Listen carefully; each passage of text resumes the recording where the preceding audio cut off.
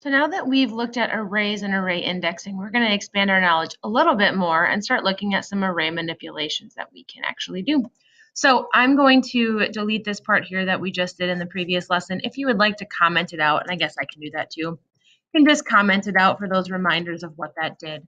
What we're going to do is we're going to start performing some of these changes here to see what actually happens. So I'm going to leave my print num array at the top, and then I'm going to print it twice at the bottom, print it again, excuse me, at the bottom.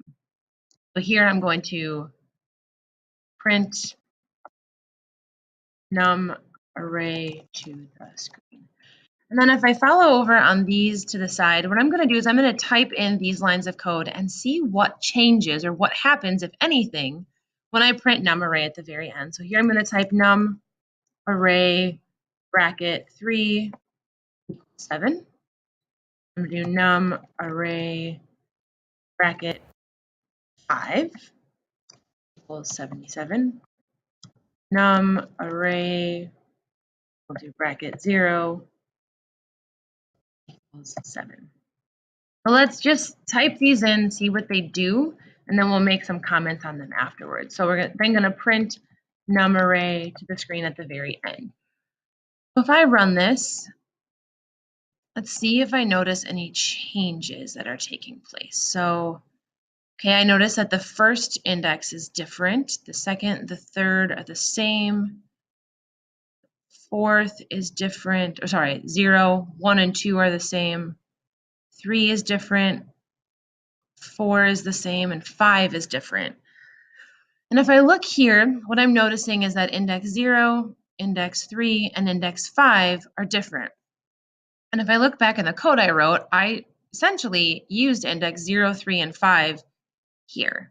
And what hopefully you're putting together is that you can actually create an array, and then you can actually reassign its values within its list. So what this line of code right here is doing is it's reassigning index 3 to equal 7. This one here is reassigning index 5 to equal 77. And this one here is reassigning index 0 to equal 7. I know I should have typed -7, but that's fine. So what really happens is we can use indexing code to actually change what that index value is. So if for some reason you're working through your code and you need to change just a singular index, you can do that by doing the array name followed by the index in square brackets equals. And what this will do is it will reassign index 3 to be whatever you put on the right-hand side of the equal sign. So kind of a nifty little trick if for some reason you need to change 1 or 2 values within your array. So that's the first thing we're going to look at. So now what I would like you to do is we're going to comment that out because we're done exploring there. And add. Okay. So we've commented out both pieces. We probably don't need this second. There we go. Now what we're going to do is we're going to kind of explore arrays with for loops. So if you look here, we take out the print statement there.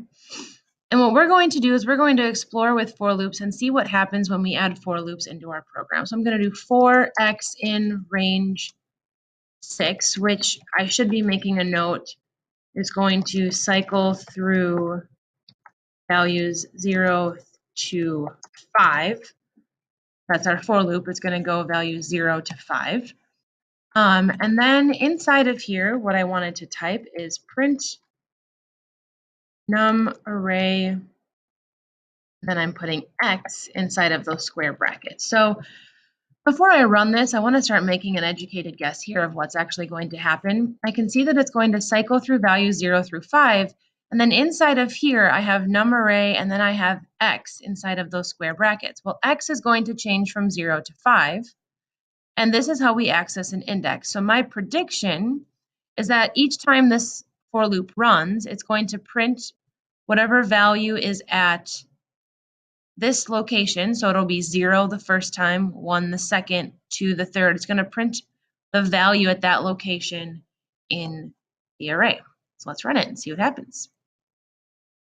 So what I see is I see 5, 9, 6, 12, 3, 17. So what I'm noticing here is that I can actually go through and say, hey, I can see that it's going from index 0 to 5 up here. So I can use a for loop. If I know how many indices this has, I can actually print to the screen by using the index. So I can say go from index 0 through 5 by putting the 6 here. And then I can say print num array X. So print that index to the screen at 0, 1, 2, 3, 4, 5. And we can use a for loop to help us access every single value in our array. So we don't necessarily have to print it, but we could then use the number there to do maybe a mathematical manipulation or something. So for loops are a great way to access different values in an array.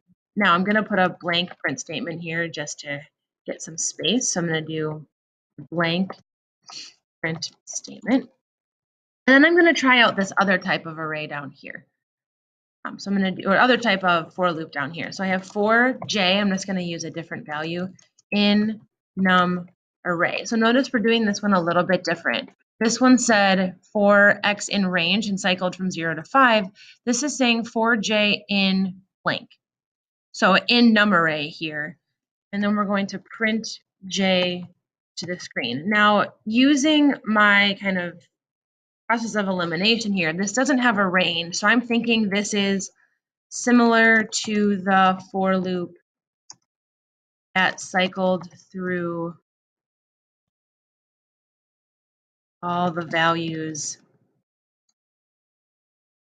listed in parentheses. So this is what it looks like to me because there's no word range. And so my prediction is that this j value is going to go through num array, and it's going to go through, okay, it has this value first, this value second, this value third, this value fourth, this value fifth, so on and so forth. And if I do that and I look down below, what I see is that my prediction was correct. It works exactly like that for loop up on top. This one we used numbers and we said for 0 in range, or for x in range 6, and we cycle through the values using an index. But we can also just cycle through by using the array and saying for j in the array, and it'll cycle through each value in the array no matter how many there are. So there are two ways to cycle through arrays using a for loop, and you can cycle through those values using the indices or by just using the array in general. So that's what these notes on this next slide say. Just this one cycles through each item in the array. This one cycles through by using the index instead.